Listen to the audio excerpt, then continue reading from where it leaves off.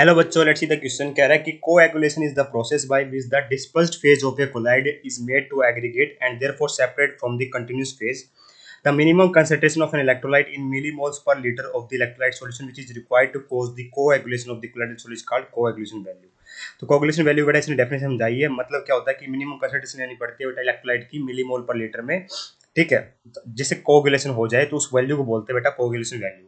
ठीक है, अब AS2S3 क्या है बेटा, एक नेगेटिवली चार्ज सोल है, इसने खुद ही बता दिया बेटा। Capacity to precipitate it is in highest is.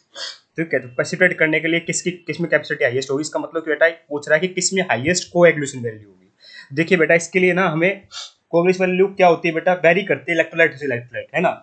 तो हार्डी एंड स्कल्स वर दो साइंटिस्ट, उन्होंने क्या किया था बेटा, बहुत सारी कोएगुलेशन बिहेवियर को स्टडी किया था वेरियस इलेक्ट्रोलाइट के, है ना, हार्डी एंड स्कल्स ने। और उन्हें एक रूल दिया बेटा, हार्डी स्कल्स रूल। क्या बोलते हैं इसको बेटा, हार्डी स्कल्स रूल बोलते हैं। ठीक है, और उन्होंने अपने क्या किया, ऑब्जर्वेशन को प्रेजेंट किया था, है ना। तो क्या कहा उन्होंने कि जो आयंस होने चाहिए बेटा मेरे, वो क्या होने चाहिए, अपोजिट चार्ज के होने चाहिए टू द किसके, to that of sol particle.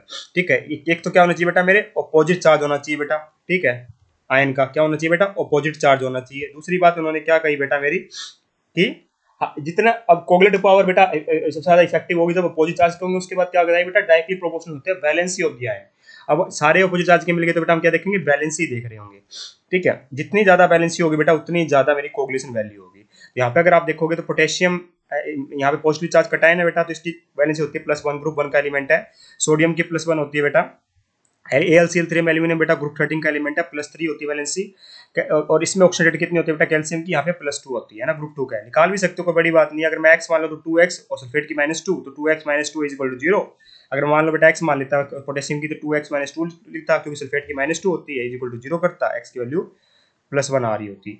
यहाँ पे करता तो बेटा मैं मान लेता x है तो 3x, फॉस्फेट की -3 = 0 कर दो, तो x की वैल्यू कितनी आएगी बेटा मेरी, +1 आएगी। यहाँ पे कर दो तो बेटा क्लोराइड की -1, तो x मान लो तो x - 3 0 कर दो बेटा, तो x की वैल्यू कितनी आ रही होगी, +3 आ रही होगी। यहाँ पे अगर x मान लोगे बेटा तो क्लोरीन की -1, ठीक है, तो x - 2 = 0 कर दो, x की वैल्यू क्या आ रही होगी बेटा मेरी, +2 आ रही होगी, है ना। तो प्रेसिपिटेट किस में हाईएस्ट होगा बेटा, इसमें चार्ज क्या होगा बेटा मेरा, मैक्सिमम होगा, वो होगा ऑप्शन नंबर 3 में। I hope you understand the answer. Thank you so much.